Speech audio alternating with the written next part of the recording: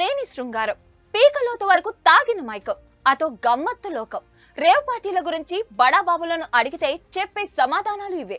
ఈ రేవ్ పార్టీలు నిర్వహించేది చాలా పెద్ద తలకేలని చెప్పడానికి ఎలాంటి అనుమానం అక్కర్లేదు. అయితే సినీ లోకం ఈ రేవ్ పార్టీలకు ఎందుకు దాసోహం అవుతుందన్న ప్రశ్న చాలా మందిని వేధిస్తూ ఉంటుంది. తమ కెరీర్ ను, ఆరోగ్యాన్ని రిస్క్ చేసి మరి సినీ నటులు ఎందుకు ఈ పార్టీలకు వెళ్తారు?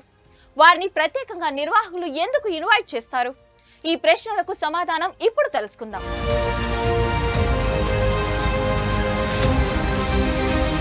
ఇండియన్ సెలబ్రిటీలు ఎక్కువగా డ్రగ్స్ ఉపయోగిస్తారనే అభిప్రాయాలు చాలా మందిలో కనిపిస్తూ ఉంటుంది. అధిక ఒత్తిడి వాతావరణంలో పనిచేయడం కారణంగా సెలబ్రిటీలు డ్రగ్స్ వైపు మళ్లుతున్నట్టుగా నిపుణులు చెబుతూ ఉంటారు. సినీ పరిశ్రమ ఎక్కువగా అర్ధరాత్రి వేళ పార్టీలు చేసుకుంటూ ఉంటుంది. ఆ సమయంలో మాదక ద్రవ్యాలు మరింత అందుబాటులో ఉండే అవకాశం ఉంటుంది. ఇటు సెలబ్రిటీలు తరచుగా విదేశీ ప్రయాణాలు చేస్తూ ఉంటారు. డ్రగ్స్ వినియోగం నార్మలైజ్ గా ఉన్న దేశాలు కూడా ఇందులో ఉంటాయి.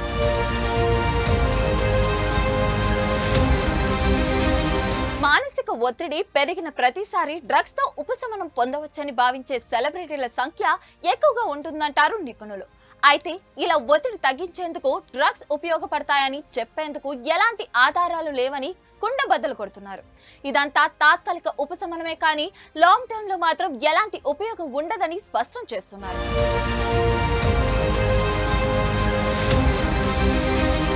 వాస్తవానికి ఇండియాలో డ్రగ్స్ వినియోగం చేసే వారిలో ఎక్కువగా సెలబ్రిటీలే ఉంటారన్నది నిజం కాదు. డబ్బులు బాగా సంపాదించే వారిలో వ్యాపారవేత్తల నుంచి సాఫ్ట్వేర్ ఎంప్లాయీస్ వరకు డ్రగ్స్ వినియోగించే వారిలో ఉంటారని నివేదికలు చెబుతున్నాయి. అయితే మీడియా ఎక్కువగా హై ప్రొఫైల్స్ కేసులనే కవర్ చేస్తూ ఉంటుంది. అందుకే సెలబ్రిటీల రేవ్ పార్టీలు వార్తలు క్షణాల్లో వైరల్ అవుతుంటాయి. నిజానికి రేవ్ పార్టీలోనే కాదు, పెద్ద నగరాల్లో చిన్న చిన్న పబ్బుల్లోనూ డ్రగ్స్ వినియోగం గుట్టుచాటుగా జరుగుతుందని కొన్ని కేసులు చూస్తే ఇట్టే అర్థమవుతుంది.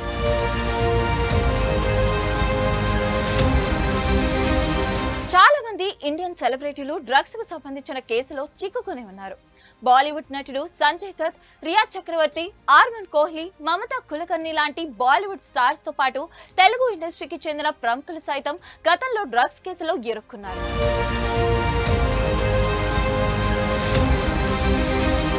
2017లో టాలీవుడ్ డ్రగ్స్ కేసు తెలుగు రాష్ట్రాలను షేక్ చేసింది. 12 మంది టాలీవుడ్ స్టార్స్ అప్పుడు డ్రగ్స్ కేసులో చిక్కుకున్నారు. వీరిలో రవితేజ, పూరి జగన్నాథ్, చార్మి, ముమేద్ ఖాన్, తరుణ్, నవదీప్, తనీష్, సుబ్బరాజు సహా 11 మంది ఉన్నారు. ఈ కేసు విచారణ కోసం అప్పట్లో తెలుగు బిగ్ బాస్ షోలో పాల్గొన్న ముమేద్ ఖాన్ ను షో నుంచి బయటకు రప్పించారు. అయితే ఆ తర్వాత మెల్లిగా ఈ డ్రగ్స్ కేసు టాలీవుడ్ లో కనుమరుగైంది. ఈ కేసులో విచారణ ఎదుర్కొన్న సినీ ప్రముఖులతో పాటు అందరికీ క్లీన్ చిట్ ఇచ్చారు.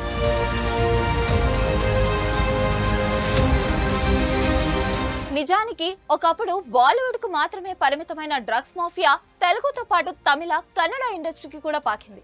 టాలీవుడ్ లో కొంతమంది స్టార్స్ విదేశీయుల నుంచి డ్రగ్స్ కొనుగోలు చేసినట్టు ఆరోపణలు వస్తుంటాయి.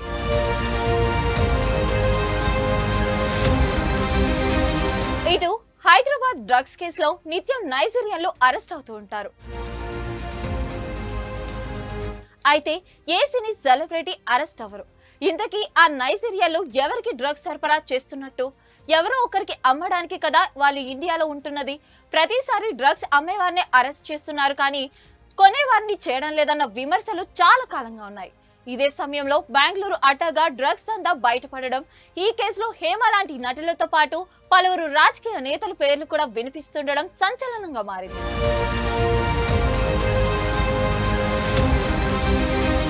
మరిన్ని వీడియోస్ కోసం ఛానల్ ని సబ్స్క్రైబ్ చేయండి. లేటెస్ట్ అప్డేట్స్ కోసం వాట్సాప్ ఛానల్ ని ఫాలో చేయండి. అండ్ లింక్ డిస్క్రిప్షన్ లో ఉంది.